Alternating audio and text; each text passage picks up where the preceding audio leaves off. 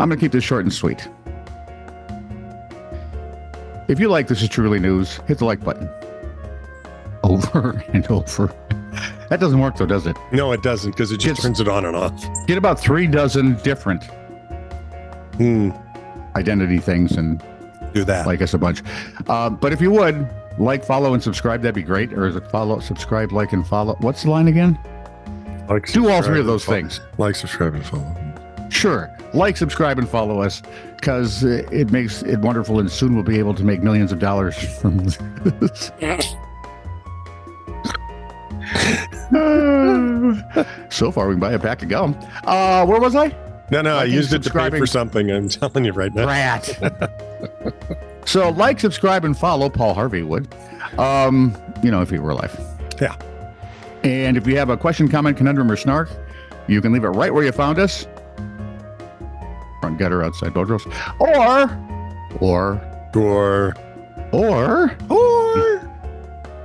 you can send us an email. I can't do it. Or you can send us an email at titr@netradio.network. This is true, really news with Scott Combs and Tony Vercanis. All the news you're about to hear is true. Really?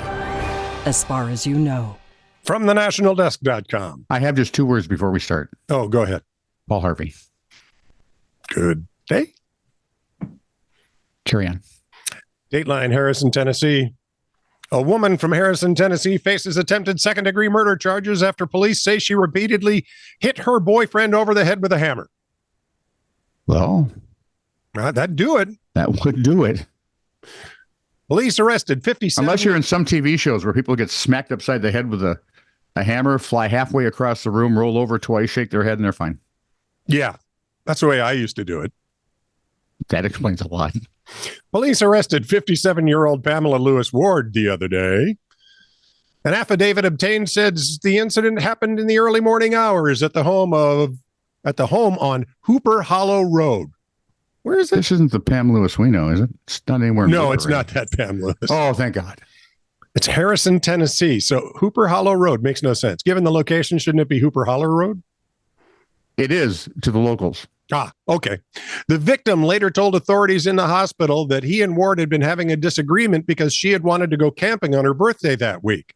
She was also upset because she did not have a phone. Man told police Ward was sleeping on the couch, but then entered the bedroom and laid down next to him. The report says... With a freaking hammer? Wait for it. Oh, boy. Ward then started complaining about a phone and then began to strike his phone with the hammer. So what, he put his head in the way? Yeah. Victim says he tried to grab the phone from Ward, who began to strike him multiple times about the head, face, and body with the hammer. At one point, the report says the victim asked Ward, "Are you trying to kill me?"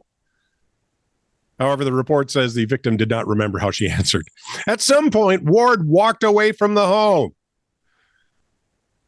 Victim also said he didn't get his hammer back.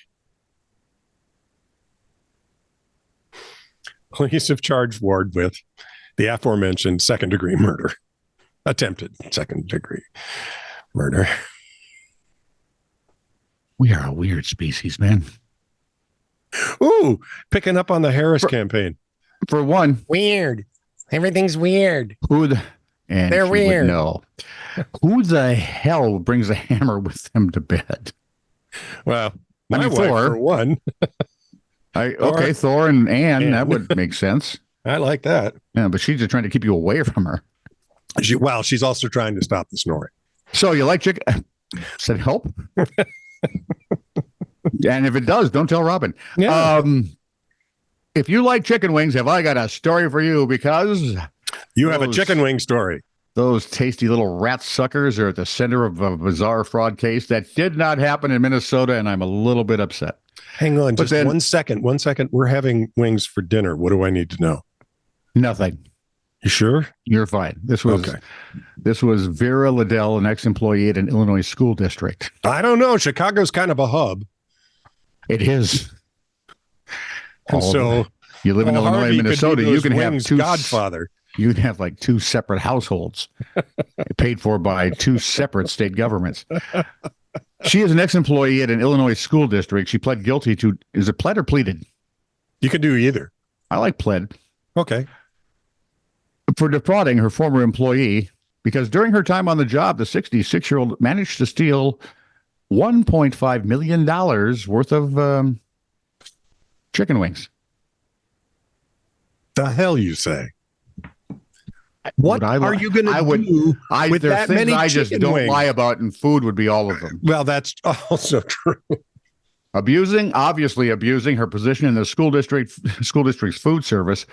Liddell ordered thousands of chicken wing cases, and it was time to pay the bill she charged the school for the purchases. Well, okay, hang on. Just so you know, she's not a newbie. She'd been working for the school district for 10 years, became sooner or later the school district's food purchaser. Mm-hmm. But her nasty little plot was finally discovered, not due to an in-depth police investigation or anything else like that, though. No, she got greedy? No Elliot Ness. She had a case of I'm a stupid criminal. Oh, we've got a few of those. And made zero effort to cover her tracks. And the chicken wing orders showed up real big, I'll bet, during a standard financial audit. She's now been sentenced to 9 years in prison. The biggest question, of course, is what happened to the wings? Yep. No one knows. They're blaming the whole thing on COVID. What? Think of it now. COVID-19 pandemic came along. And not global climate change? No. This is the COVID-19 because no kids in school, but it turned into an opportunity. Or would it be temptation? Maybe they just spelled temptation wrong and put in opportunity. Temptunity. According to a court document, the massive fraud began at the height of COVID when students weren't allowed to be physically present in school. However, the Harvey School District, I suppose it's named after Paul, was still feeding them. They would provide meals that the kids' families could pick up if they needed them. Oh. Noble. Reasonably noble. Yeah, that is. Spending my money. So Liddell had things for free. Yeah, it's always for free. Republican, my money. Conservative poop heads. Sure, they're the ones who always give stuff away. So Liddell had to keep ordering more food because obviously they were making these lunches available, and she started ordering things she wasn't supposed to. And we're off to chicken wings. And they don't know where they are.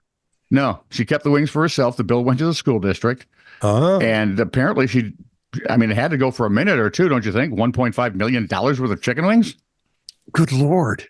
I mean, even in a Biden economy, that's a lot of chicken wings.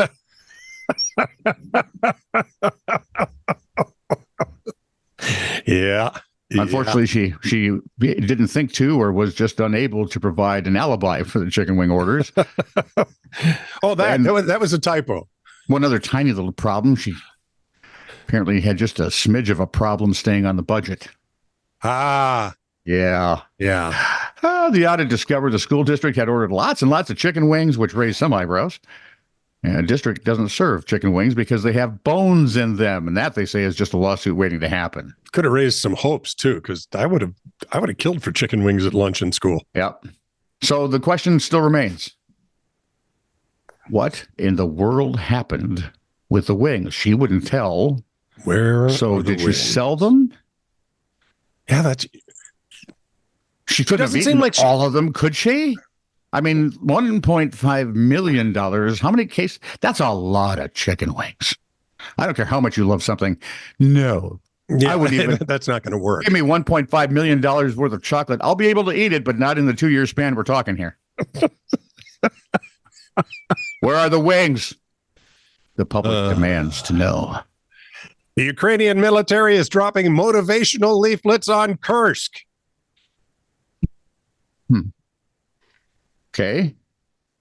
There's one of them. Message on the leaflet reportedly translates to, "The wife of your brigade commander is waiting for you in the banya." Now, while baño is bathroom in Spanish, banya is a traditional Russian steam sauna. And the message is accompanied by a picture of an extremely naked woman.